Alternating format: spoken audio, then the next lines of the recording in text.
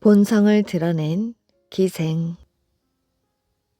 옛날 어느 마을에 이시성을 가진 선비가 시골에서 서울로 올라와 숙소를 정하였는데 마침 모란이란 기생이 그 집 근처에 살고 있었습니다.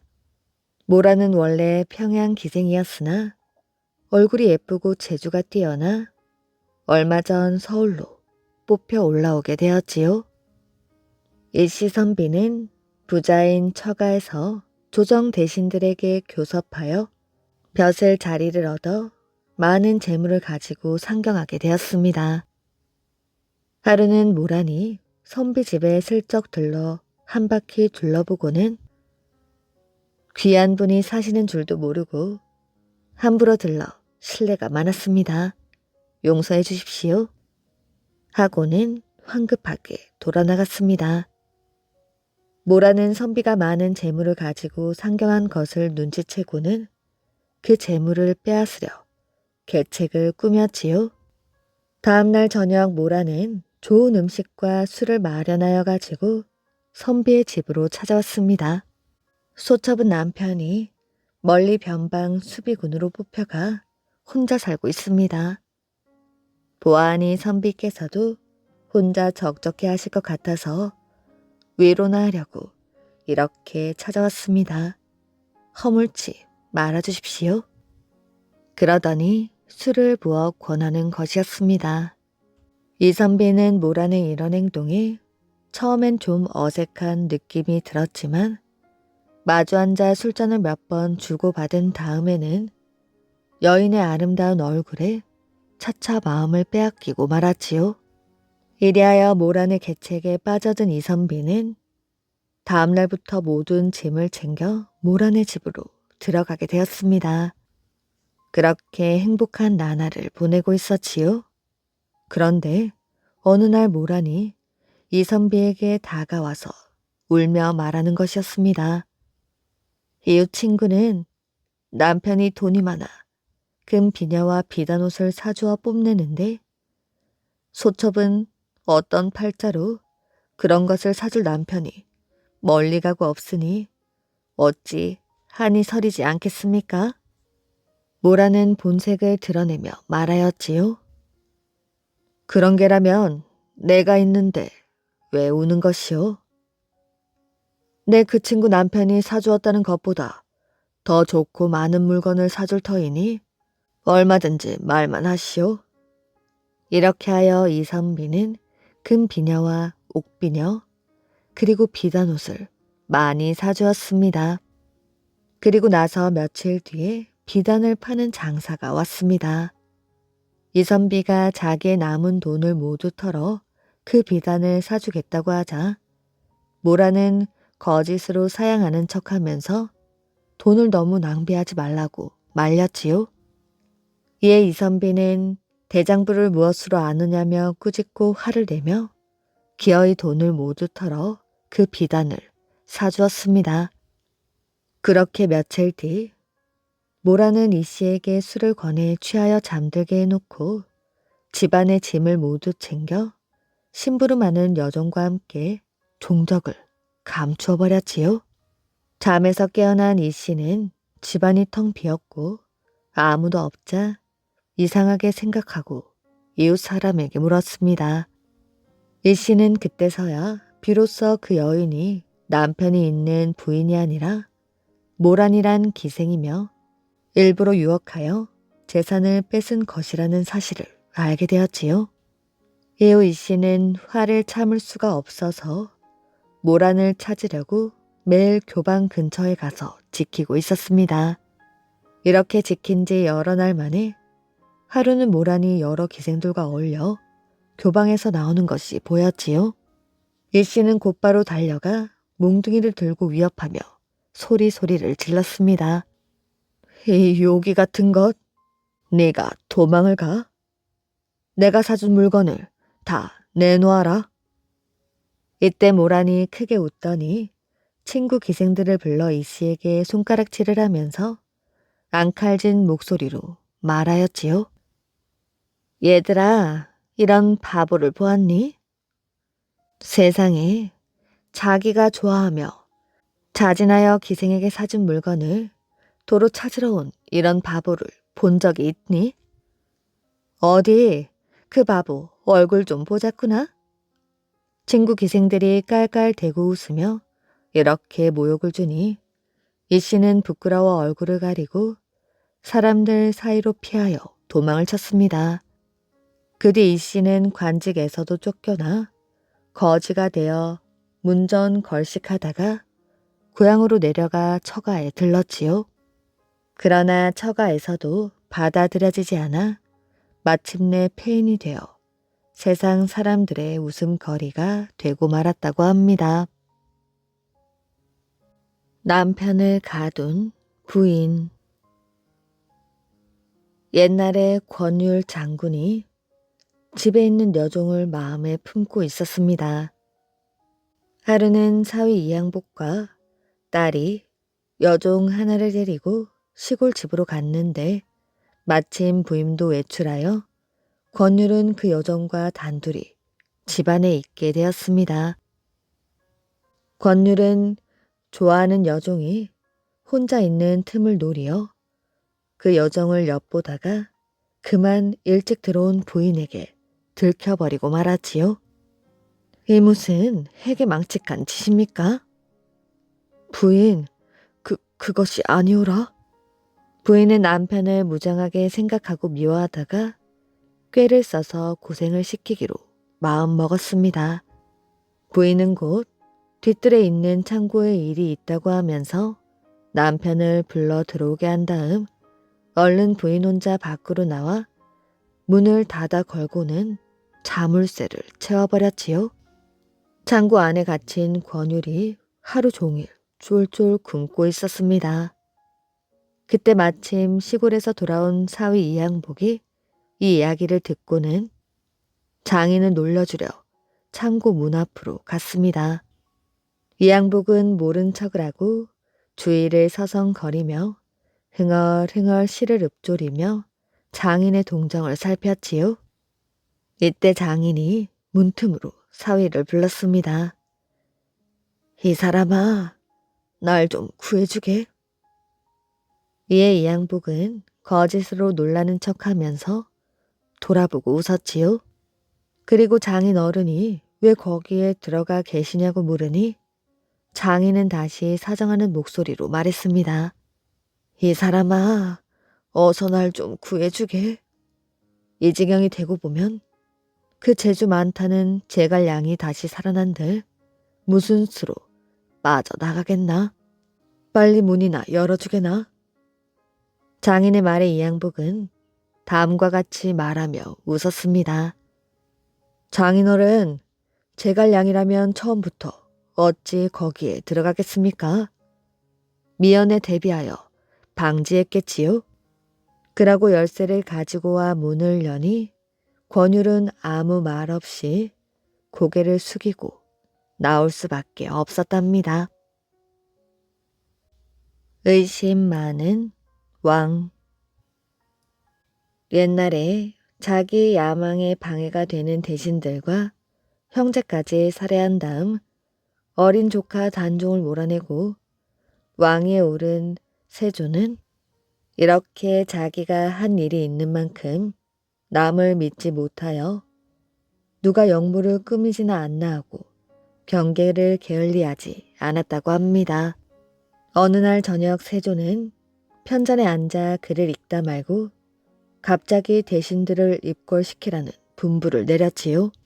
전가를 받은 대신들이 허겁지겁 달려오자 미리 지시하여 준비해 두었던 향기로운 술과 기름진 안주를 내오게 했습니다. 경들을 급히 부른 까닭은 다름이 아니라 봄 기운에 하도 마음이 심란하고 심심하기도 하여 술이나 한잔 하자는 것이요. 하지만 술을 마실 때에는 주량이 있어야 하는 법이니 과인이 부르면 당사자는 즉시 대답을 해야 하오. 특히 이것은 좌상과 우상에게 해당되는 명이니 명심하시오. 좌의정은 신숙주였고 우의정은 이조 판서에서 갓 승진한 구치관이었습니다. 대신들은 왕이 또 무슨 장난을 치려는구나 하고 생각을 하였지요. 만약 한 분이라도 대답이 틀릴 경우 똑같이 죄를 물어서 큰 잔으로 벌주를 내릴 것이니 두 분은 주의해야 할 것이요. 그런 다음 왕은 신정승하고 불렀습니다. 신숙주가 네 하고 대답하자 세조가 껄껄 웃었지요. 과인이 부른 것은 그대가 아니라 신임 정승이라오. 신임 정승을 불렀는데 좌상이 대답을 하였고 정작 대답을 해야 할 우상은 대답을 하지 않았으니 두 분 정승은 벌주를 마셔야겠소. 술을 철철 넘치게 부어 신숙주 구치관 두 사람으로 하여금 마시게 한 세조는 이번에는 구정승하고 불렀습니다. 구치관이 네 하고 대답하였지요. 이번에는 옛 구자, 즉 먼저 정승이 된 사람을 부른 것인데 당사자인 좌상은 입을 다물고 있고 우상이 대답을 하였으니 역시 벌주를 마셔야겠군. 그러면서 또 술을 가득 따라주었지요. 그리고 나서 또 신정승하니 두 대신이 동시에 대답을 했습니다. 한 사람을 부른 것인데 두 사람이 함께 대답을 하였으니 역시 주령을 어긴 것이요. 역시 벌주를 내린 세조는 또 구정승하고 불렀습니다. 이번에는 누가 대답을 해야 할지 몰라서 두 사람은 똑같이 입을 다물고 있었지요. 임금이 부르는데 대답을 하지 않았으니 이런 무례한 일이 어디 있나? 이번에도 두 사람은 어김없이 벌주를 마셔야 했습니다. 그러다 보니 신숙주와 구치관은 얼마 뒤 아주 거하게 취해버렸지요. 이 모습을 본 세조는 기분이 좋아 껄껄 웃었고 다른 대신들도 덩달아 흥겨워했습니다. 경들 가운데 어느 한쪽이 성을 갈지 않고는 견디지 못할 것이요. 내가 다른 성을 정해줄 터이니 어느 분이 성을 갈겠소? 세조로부터 그런 조롱을 당하자 신숙주가 꾸부라진 목소리로 말했습니다. 전하께서 내신 문제는 저희가 아무리 재주와 지혜를 짜내더라도 도저히 당할 수가 없으니 항복하겠습니다. 그러나 전하가 잘하는 발씨름이라면 신에게도 어느 정도의 승산이 있으므로 방송하오나 허락해 주시면 감히 겨루어 보고 패하는 경우 깨끗하게 승복을 하겠습니다. 그 말을 듣자 세조의 입이 벌어졌지요. 발씨름은 그가 자랑하는 특기였기 때문이었습니다. 경은 젖먹던 힘까지 내더라도 과인을 못 당하오. 글 읽기라면 또 모를까?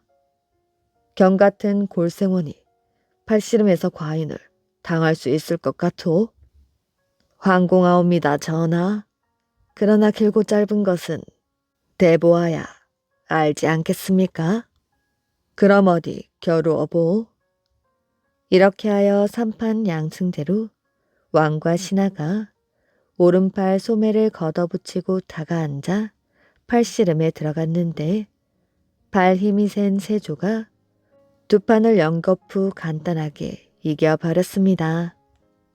그런 허약한 팔을 가지고 어찌 과인을 당할 수 있겠나? 약속대로 경은 이제 성을 갈아야겠지. 황공하옵니다, 전하. 신에게 비술이 있어 상대가 항우라도 능히 이길 수 있으나 신하로서 차마 불경한 짓을 할 수 없어 일부러 진 것이옵니다. 그 말을 들은 세조가 이맛살을 찌푸렸지요. 경은 두 번을 지고도 승복하지 않고 큰 소리를 내니 용서할 수 없구나. 정 그렇다면 다시 한번 기회를 주겠는데 이번엔 팔목이 부러져도 할 말이 없겠지. 그렇게 되어 세 판째의 팔씨름이 벌어졌습니다. 그런데 이번에는 신숙주가 몸의 자세를 이상하게 비틀며 손목에 힘을 가하자 맞잡은 두 손목이 신숙주 쪽으로 쑥 하고 기울어졌습니다. 그와 동시에 체조의 얼굴이 일그러지게 되었지요. 그 광경을 본 모든 대신들의 얼굴이 흑빛으로 변하는 가운데 나중에 왕이 올라 예종이 된 세자가 화가 난 표정으로 신숙주를 흘겨보니 구치관이 얼른 신숙주의 옆구리를 찔러 만류했습니다. 취한 가운데에서도 눈치 빠르게 알아들은 신숙주는 슬며시 왕의 손을 놓았습니다. 황공합니다. 이번에는 신의 운이 좋았을 따름입니다. 전하께서 먼저 두 판을 제압하셨으므로 승패는 이미 판가름 났으니 발씨름은 비긴 것으로 하여 신의 성을 가는 벌칙은 면하도록 해주십시오.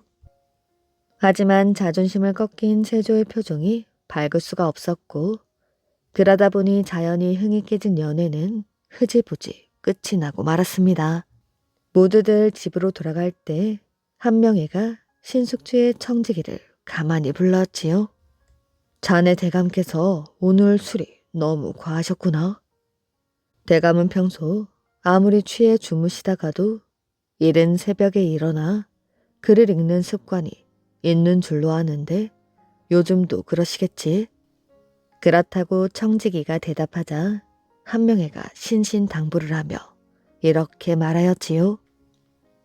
오늘 밤에 또 그 습관대로 했다가는 큰일이 날 것이야. 대감께서 귀가하여 잠자리에 드시거든 자네가 지키고 있다가 방 안의 촛대를 모두 치워 감추거라. 비록 잠이 깨더라도 불을 못 켜시게 말이지. 내 말 명심하여 시행하지 않았다가는 대감께 좋지 않은 일이 일어날 것이니 그때는 자네 목숨을 부지하지 못할 줄 알거라. 과연 그날 밤 삼경쯤 되어 신숙주는 잠에서 깼습니다.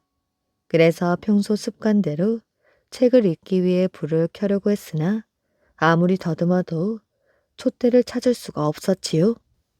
옆방에 있는 청지기를 깨우려고 했으나 그 또한 술을 마셨는지 골아떨어져 꿈쩍도 하지 않으므로 할 수 없이 도로 잠자리에 들게 되었습니다. 한편 세조는 연회가 끝나고 나서도 불쾌한 기분을 달랠 수가 없었지요. 성격이 날카로운 데다가 의심이 많은 그는 신숙주의 그런 행동을 예사로 생각할 수가 없었습니다. 영모까지는 아니더라도 나를 업신 여기는 것이 아닐까? 그래서 술 기운의 핑계로 평소의 생각을 드러낸 것일지도 모르지. 그렇지 않고서야 여러 사람이 보는 앞에서 어찌 그런 창피를 줄 수 있겠는가? 이렇게 생각한 세조는 내관 하나를 불러 엄명을 내렸습니다. 너는 오늘 밤 좌상댁에 가서 담 너머로 몰래 좌상대감의 침방에 밤사이 불이 켜지는지 쭉 살펴보고 오너라. 어김이 있어서는 안 될 것이야. 명령을 받은 내신은 밤을 꼬박 새우며 신숙주의 집 동태를 살피고는 날이 밝자 돌아오게 되었지요. 그러고는 자기가 줄곧 감시를 했지만 신숙주의 방에서 불이 켜지지 않았다고 보고를 했습니다. 그제서야 세조의 얼굴에 미소가 떠올랐지요. 그럼 그렇지. 내가 저에게 베푼 은공이 어떠한데 감히 딴 마음을 품겠는가? 그러고 보니 그 사람이 어제 벌주에 어지간히도 취했던 모양이구나. 포석정의 비극. 옛날에 경혜왕이 왕위에 올랐을 무렵 신라는 이미 후백제와 고려에게 수많은 영토를 빼앗긴 뒤였지요. 백성들이 굶주림과 전염병으로 죽어가는 동안 신라 왕실과 귀족들은 왕권 다툼과 세력 다툼에 빠져 있었습니다.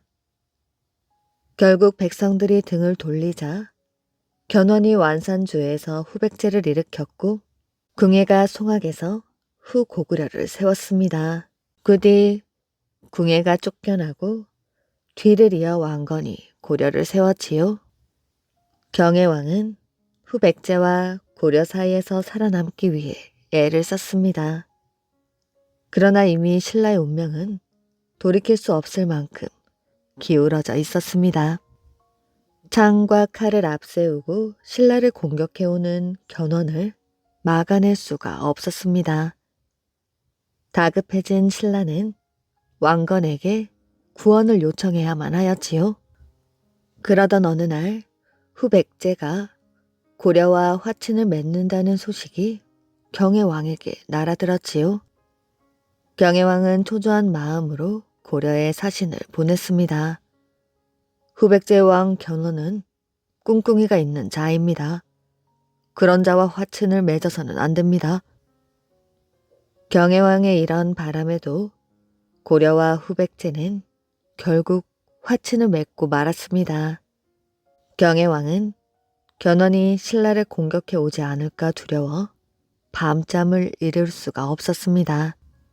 이렇게 하루하루를 보낼 무렵 견훤이 후백제 군사를 이끌고 고려를 공격하는 일이 벌어지게 되었지요. 고려와 후백제가 화친을 맺을 때 서로 인질을 보냈는데 후백제에서 온 인질이 갑자기 숨을 거둔 것이었습니다. 견훤은 후백제 인질을 일부러 죽였다 여기고 분노하여 고려를 공격하였지요. 경혜왕은 이 기회를 놓치지 않고 고려에 다시 사신을 보냈습니다. 견훤은 양국의 약속을 어기고 군사를 일으켰으니 하늘도 돕지 않을 것입니다. 만약 대왕께서 군사를 일으킨다면 견훤은 스스로 망할 것입니다. 왕건은 곧 군사를 보내어 후백제군을 공격했습니다. 경혜왕도 고려를 도왔지요. 양국의 협공을 받은 견훤의 군대는 크게 패한 뒤 물러가고 말았습니다. 싸움에서 패한 견훤은 신라를 그냥 두고 볼 수가 없었지요. 견훤은 군사를 정비한 다음 신라를 향해 진군했습니다. 무섭게 달려든 후백제군은 순식간에 여러 성을 함락시켜 버렸지요. 서라벌까지 위급한 상황에 처하자 경혜왕은 고려에 사신을 보내어 구원병을 청했습니다. 왕건은 군사 일반을 급히 신라로 보내었지요. 그러나 왕건이 보낸 구원병이 도착하기도 전에 견훤이 이끄는 후백제 군사들이 서라벌을 공격하기 시작했습니다.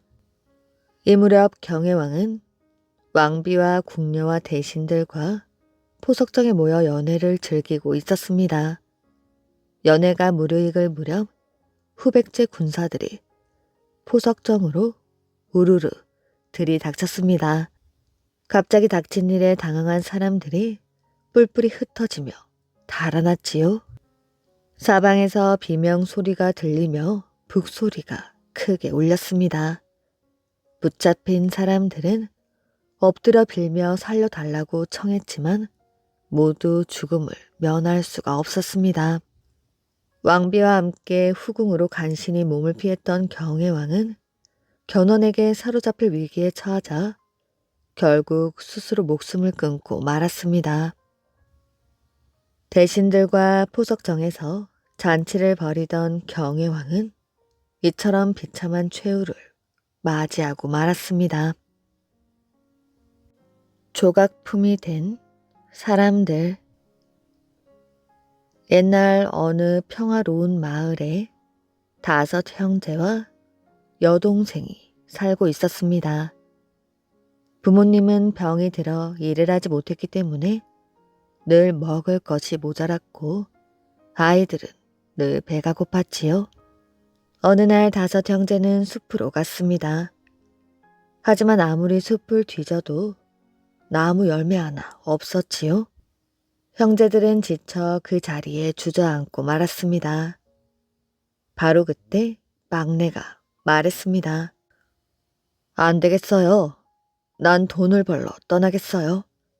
돈을 많이 벌어 돌아올게요. 막내는 곧바로 집과 반대 방향으로 걸어갔습니다. 얼마나 걸었을까? 배가 고파 더 이상 걸을 수가 없을 때 작은 집이 하나 보였습니다. 이제 살았다. 저 집에 가면 빵이라도 얻어먹을 수 있을 것이야. 똑똑하고 막내가 문을 두드렸습니다. 누구세요? 지나가는 사람인데요. 그 집의 주인은 요정이었지요. 요정은 상대가 사람이라는 것을 알았습니다.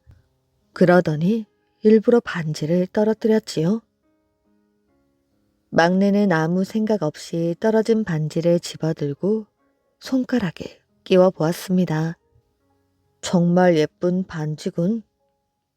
하지만 반지를 끼자마자 막내는 양으로 변하고 말았습니다. 자기가 양으로 변한 것을 한 막내는 소리를 질렀지만 아무 소용이 없었지요. 요정은 양으로 변한 막내를 묶어 지하실에 가두었습니다. 한편 막내가 돌아오지 않자 형들은 하나씩 동생을 찾아 나섰습니다. 하지만 모두 막내처럼 양으로 변하여 요정의 지하실에 갇혀버리고 말았습니다. 이제 집에 남은 것은 여동생 뿐이었지요. 여동생은 오빠들을 찾아야겠다고 마음먹고 집을 나섰습니다. 여동생이 숲속을 지날 때 갑자기 비명소리가 들려왔습니다. 여동생은 황급히 눈을 돌려 소리가 나는 쪽을 찾아보았지요. 그랬더니 새 한 마리가 덤불 속에 날개가 끼어 꼼짝도 못하고 있는 것이었습니다. 여동생은 만약을 위해 가슴에 품고 있던 칼을 꺼내 덤불을 잘랐지요. 새는 날개를 퍼덕이며 날아올랐습니다. 여동생은 고맙다는데 자기 머리 위를 나는 새를 보며 방긋 웃었지요. 점점 해가 기울고 있었습니다. 여동생은 쉴 곳을 찾아보았지만 나무뿐이었지요. 할 수 없이 큰 나무에 앉아 밤을 보내기로 했습니다. 몸을 나무에 기대자 배가 고팠지요. 그래서 집에서 준비해온 빵을 먹기 위해 꺼냈습니다. 바로 그때 몸이 불편해 보이는 노파가 비틀거리며 걸어오는 것이 보였지요. 여동생은 얼른 달려가 노파의 몸을 부축했습니다. 할머니, 저를 잡으세요. 여기서 잠시 쉬었다 가세요. 혹시 배가 고프시면 저에게 빵이 조금 있는데 드시겠어요? 노파는 물끄러미 여동생을 쳐다보다 나지막한 목소리로 말했습니다.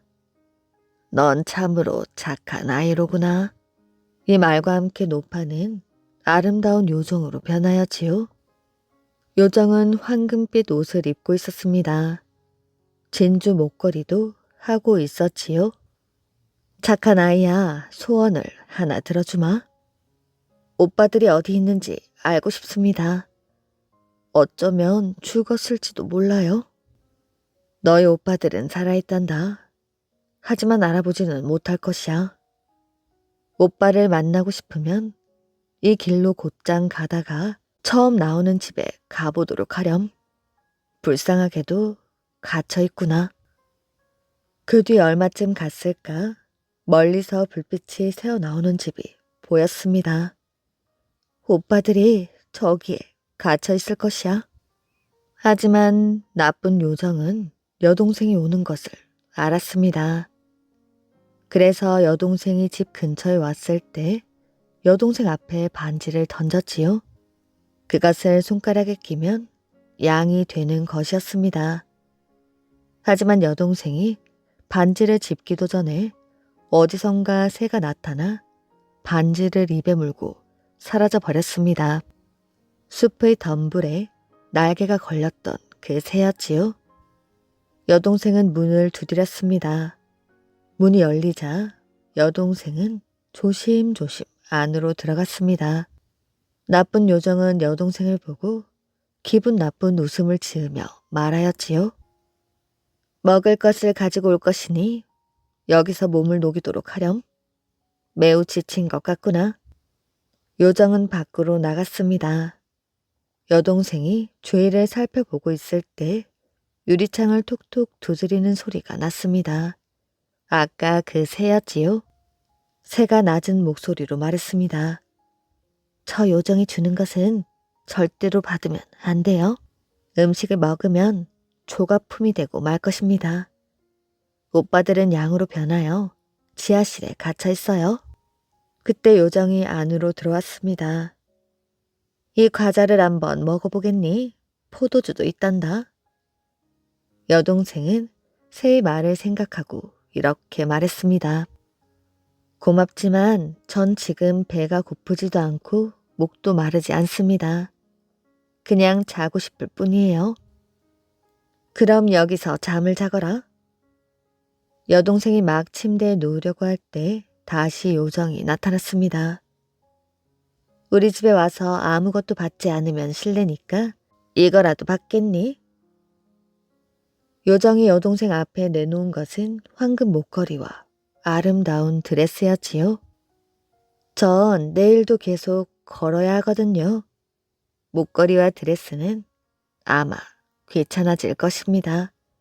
그러니 받지 않겠습니다. 요정은 뜻대로 되지 않자 몹시 기분 나쁘다는 표정을 지었지만 어쩔 수 없었습니다. 요정은 잠을 자러 갔습니다. 그러자 새가 다시 나타났지요. 저 요정을 죽이지 않으면 당신이 죽어요.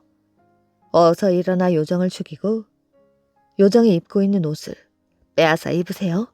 그럼 요정이 가지고 있는 마법의 힘을 얻을 수가 있습니다. 여동생은 자리에서 일어나 살금살금 걸어 칼을 꺼냈습니다.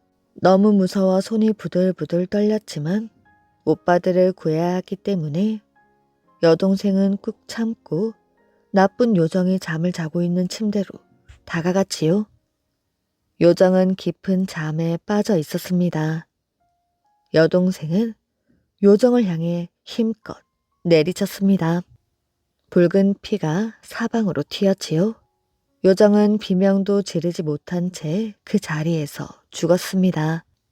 여동생은 손을 덜덜 떨면서 새가 일러준 대로 요정의 몸에서 붉은 피가 묻은 옷을 벗겼지요. 여동생은 꺼림칙했지만 그 옷을 입었습니다. 그러자 이상한 일이 생겼지요. 갑자기 머릿속이 맑아지며 머리가 좋아진 느낌이 들었습니다. 여동생은 더 이상 두려워하지 않았지요. 천천히 요정의 집을 둘러보았습니다. 어떤 방에는 조각품만 가득 들어있었습니다. 모두들 요정의 꾀임에 빠져 조각품이 된 사람들이었지요. 그 가운데 특히 눈길을 끄는 것이 있었습니다. 그건 왕과 왕비였지요. 여동생은 오빠들 생각이 나서 지하실로 갔습니다. 그곳에는 양 5마리가 풀을 뜯어먹고 있었지요. 양들은 모두 몰골이 흉할 정도로 비쩍 말라 있었습니다. 하지만 여동생은 어떻게 양들을 다시 사람으로 변하게 하는지를 몰랐습니다. 옷이 마법의 힘을 가지고 있다고 했지? 여동생은 옷을 살펴보았습니다. 그곳에는 이렇게 적혀 있었지요. 죽을 때까지 내가 희망하는 것을 이루어줘. 여동생은 옷에 적힌 주문을 외우며 오빠들의 모습을 바꾸어 달라고 했습니다. 그러자 놀랍게도 오빠들이 원래의 모습대로 돌아왔지요. 여동생은 방에 있는 조각품도 모두 사람으로 바꿔주었습니다. 왕과 왕비는 많은 돈을 주겠다고 하였지요. 하지만 여동생은 거절을 했습니다. 마법의 옷이 있으니까요. 원하는 것을 얼마든지 얻을 수가 있었지요. 여동생은 오빠들과 집으로 돌아와 잘 살고 있었습니다. 하지만 그것이 끝은 아니었습니다. 어느 날 여동생은 더러워진 마법의 옷을 빨아 햇볕이 잘 드는 곳에 걸어두었습니다. 그런데 마침 그곳을 지나가던 거지가 옷을 훔쳐 달아난 것이 아니겠어요? 여동생과 오빠들이 사방으로 이 거지를 찾았지만 어디에도 거지는 보이지 않았습니다. 여동생은 깊은 절망에 빠졌습니다. 얼마 지나지 않아 여동생은 병이 들었고 마법의 운만 생각하다가 그만 죽고 말았습니다. 오빠들도 거지를 찾는다고 집을 나서서 아무도 돌아오지 못했다고 합니다. 새어머니의 구박. 옛날 어느 마을에 어린 소년 민수에게는 아주 예쁜 새어머니가 있었습니다. 사람들은 새어머니를 볼 때마다 이렇게 말하곤 했습니다. 정말 아름답군. 아마 마음씨도 그만큼 곱겠지. 하지만 민수의 새어머니는 마치 두 얼굴을 가진 사람과 같았습니다. 민수의 아버지나 이웃 사람들이 볼 때에는 민수를 아주 아끼고 사랑하는 것처럼 친근하게 대했지만 아무도 보이지 않는 곳에서는 민수를 괴롭히고 학대했습니다. 오로지 자신이 낳은 두 아들만 예뻐할 뿐이었지요. 하지만 민수는 새어머니를 원망하지 않았습니다. 어머니께서 나를 혹독하게 대하시는 것에는 이유가 있을 것이야. 내가 더 효도를 해야지. 그리고는 더욱더 새어머니에게 효성을 다했습니다. 아버지께서 새어머니가 너에게 잘 대해주더냐? 하고 물을 때마다 네 아버지, 새어머니께서는 저를 항상 친자식처럼 아끼고 사랑해 주신답니다. 라고 대답했습니다. 그래서 아버지는 새어머니가 민수를 함부로 대하는 것을 알지 못한 채 새어머니에게 더 좋은 옷을 사주고 더 맛있는 음식을 먹을 수 있게 해주었습니다. 이렇게 해주면 새어머니가 민수에게 더욱 잘해주리라 생각했던 것이었어요. 하지만 새어머니는 더더욱 민수를 괴롭혔습니다.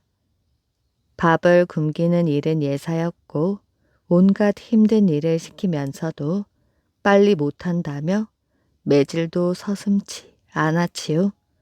그러던 어느 해 겨울이었습니다.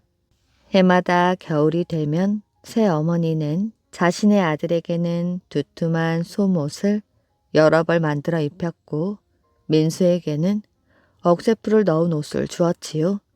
그 때문에 민수는 하루 종일 추위에 덜덜 떨어야만 했습니다. 그런데 하루는 아버지가 민수를 불렀습니다. 내가 먼 길을 가는데 네가 마차를 몰아주면 좋겠구나. 염려 마십시오, 아버님.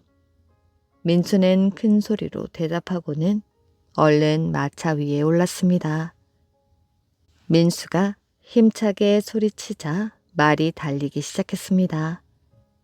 그런데 잠시 후 마차가 출발한 지 얼마 되지 않아 민수는 말 고삐를 놓치고 말았지요. 마차는 순식간에 논두렁으로 굴러떨어지고 말았습니다. 아버지는 마차와 함께 논 구덩이에 처박혔고 팔까지 부러지고 말았지요. 네 나이가 몇인데 마차 고삐 하나 제대로 잡지 못하는 것이야. 죄송합니다, 아버님. 너무 추워 그만. 그러자 아버지는 더더욱 화를 내었지요. 이렇게 두꺼운 털 옷을 입고도 춥다는 말이 나오느냐? 아니, 그런데 이게 어찌된 일이냐? 아버지가 화가 난 채로 민수의 옷 여기저기를 더듬었습니다. 민수의 변명이 터무니없는 것이라 생각하여 옷을 움켜쥐는데 문득 바스락 거리는 소리가 나자 아버지는 얼른 민수의 옷을 벗겨 속을 들여다본 것이었습니다. 이건 억색풀이 아니더냐? 그렇다면 지금까지 네가 입고 있던 옷이 솜옷이 아니었더냐? 억새풀을 넣은 민수의 옷은 겉으로 보기에는 영락없는 솜옷으로 보였습니다. 그 때문에 아버지는 민수가 솜옷을 입고 있다고 생각했던 것이었지요. 네. 하지만 이렇게 억새풀로라도 옷을 만들어준 새어머니는 아주 고마우신 분입니다. 그 말에 아버지는 더더욱 화가 났습니다. 너처럼 착하고 효성이 지극한 아이에게 이런 못된 짓을 하다니. 내가 당장 너희 새어머니를 집 밖으로 쫓아내고 말 것이야. 하지만 민수는 아버지의 옷자락을 잡고 늘어졌습니다. 아버님, 그리하시면 안 됩니다. 너에게 이토록 못된 짓을 한 새어머니가 밉지도 않느냐? 한편으론 섭섭하여 눈물이 났을 때도 있습니다. 하지만 생각해 보십시오. 만약 아버님께서 새어머니를 내쫓으신다면 새어머니뿐만 아니라 새어머니의 두 아들마저 고통을 당하게 될 것 아닙니까? 하지만 어머니께서 그대로 집에 머무르신다면 한 아들만 추우면 되지 않겠습니까? 그러니 아버님께서는 부디 마음을 돌리십시오. 그 말에 아버지는 땅 바닥에 털썩 주저앉고 말았습니다. 아버지는 울먹이며 앞에 꿇어앉은 민수를 꼭 끌어안았지요. 아들아, 정말 미안하구나. 너의 깊은 효성을 알지 못하고 이토록 너를 고통스럽게 했으니 이 아버지야말로 아주 큰 죄인이로구나.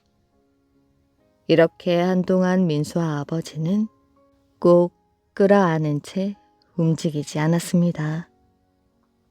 뒷날 민수는 훌륭한 벼슬아치가 되어 많은 사람들의 존경을 받았다고 합니다. 어머니의 똥 맛보기. 옛날에 조그만 어느 마을에 갑자기 큰 가뭄이 들었습니다. 곡식이 타 죽고 우물까지 말라 마실 물조차 남아있지 않았습니다. 마을에서 가장 효자로 이름난 청년도 홀 어머니가 전염병에 걸리는 바람에 걱정이 태산 같았지요. 어머니가 병에 걸리셨으니 어쩌면 좋단 말인가? 청년은 어머니의 병이 제대로 먹지 못해서 생긴 것이라고 생각했습니다. 그 때문에 청년은 어떻게든 어머니만큼은 제대로 드시게 해야겠다고 마음먹었지요. 어느 날 청년은 어렵사리 쌀 한 줌을 얻어와 밥을 지었습니다. 겨우 한 그릇이 될 정도의 양이었지요. 그러나 청년은 밥을 퍼 담다 말고 고개를 갸웃거렸습니다. 어머니께 쌀밥을 드리면 분명 나랑 바꿔 먹자고 하실 거야. 청년은 꾀를 내었습니다. 어머니의 밥 그릇에는 아래쪽에 보리밥을 넣고 그 위에는 쌀밥을 살짝 덮었지요. 그리고 자신의 밥 그릇에는 쌀밥을 충분히 담은 뒤 위쪽에는 보리밥을 살짝 얹어 놓았습니다. 어머니는 자신과 청년의 밥그릇을 번갈아 쳐다보더니 얘야, 네 밥그릇을 이리 다오. 왠지 보리밥이 먹고 싶구나 하면서 밥그릇을 바꾸었지요. 어머니는 정말 보리밥을 먹고 싶어서가 아니라 자식에게 쌀밥을 주기 위해 핑계를 대었던 것입니다. 청년은 못 이기는 척하며 어머니의 밥그릇을 자기 앞에 놓았지요. 결국 밥 한 술을 뜨자마자 청년의 꾀를 눈치챈 어머니는 다시 밥그릇을 바꾸려 했지만 이미 늦은 뒤였습니다. 청년은 혹시라도 어머니가 다시 밥그릇을 바꾸자고 할까봐 순식간에 밥 한 공기를 먹어치웠지요. 하지만 그런 정성에도 불구하고 어머니의 병은 나아지지 않았습니다. 몸의 종기는 더욱 심해져 특히 등 뒤에는 볼록한 종기가 나서 빨갛게 물들기에 이르렀지요. 그 때문에 어머니는 제대로 눕지도 못하고 괴로워하셨습니다. 용한 의원을 모셔와야겠다. 청년은 여기저기 수소문한 끝에 용하다는 의원을 모셔왔습니다. 그런데 의원은 알아놓은 어머니 모습을 보더니 혀를 찼습니다. 힘들겠는걸? 오래 살지 못할 걸세. 그게 무슨 말씀이십니까? 어머니를 살릴 방법이 전혀 없단 말씀이십니까? 내가 보기에는 약을 써도 소용이 없을 것 같네. 다만 청년의 간절한 말에 의원은 고개를 저으며 말끝을 흐렸습니다. 청년은 이번에는 의원의 바지를 붙잡고 물었지요. 방법이 있긴 있군요. 어서 알려주십시오. 그렇다면 자네가 매일 어머니의 종기를 입으로 빨아 독을 없애드리게.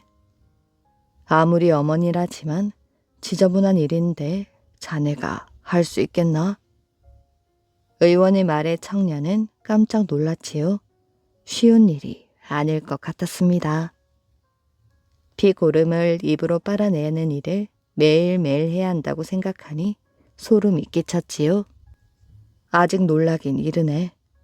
고름을 빨아내면서 어머니의 병이 나아지는지 아니면 더 나빠지는지 매일 살펴보아야 하네.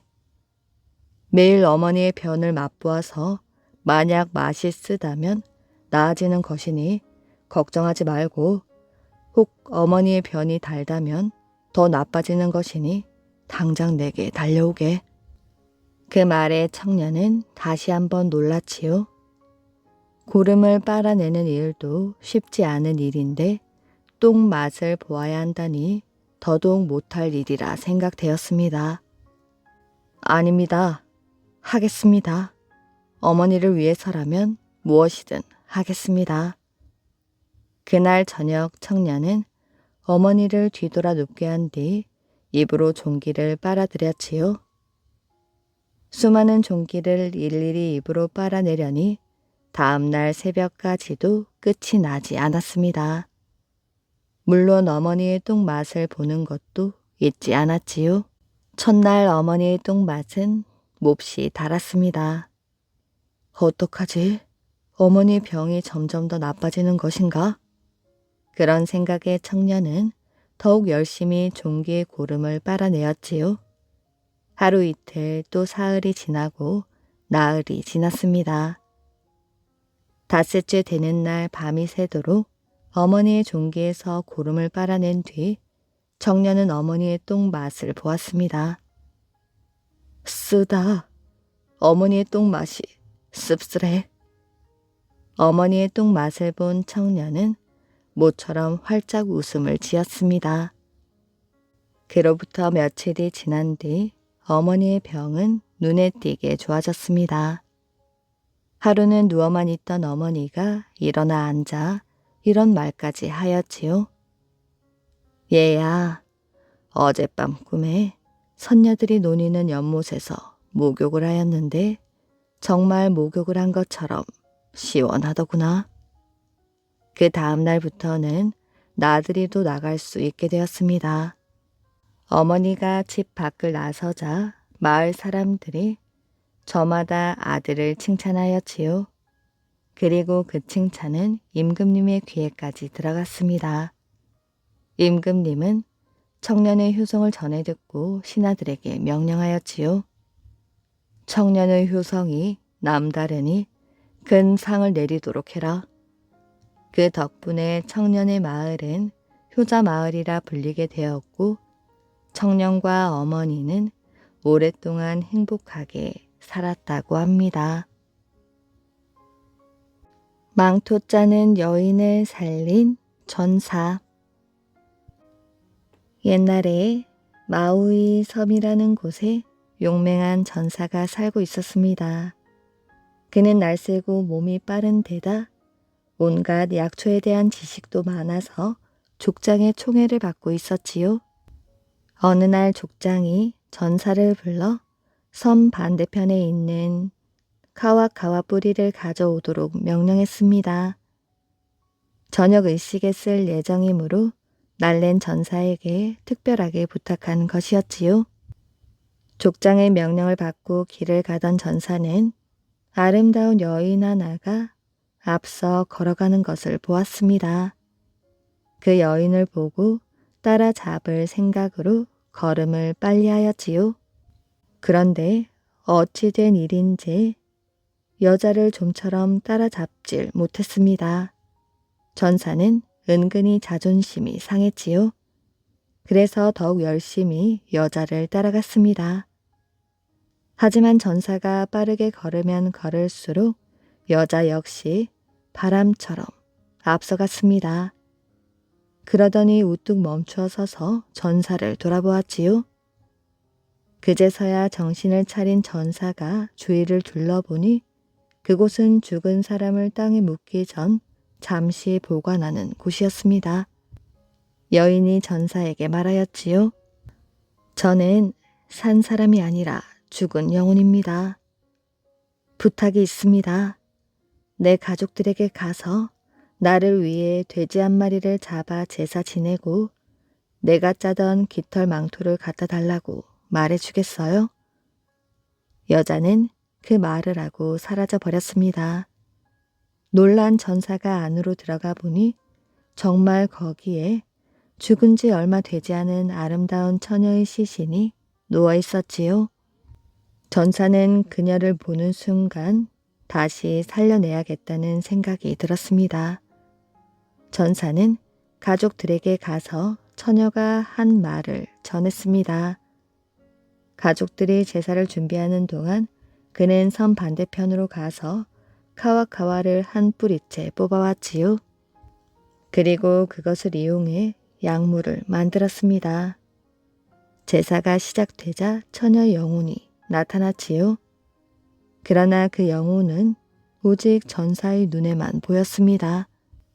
전사는 처녀의 시신에 약물을 뿌리고 오랫동안 기도했습니다.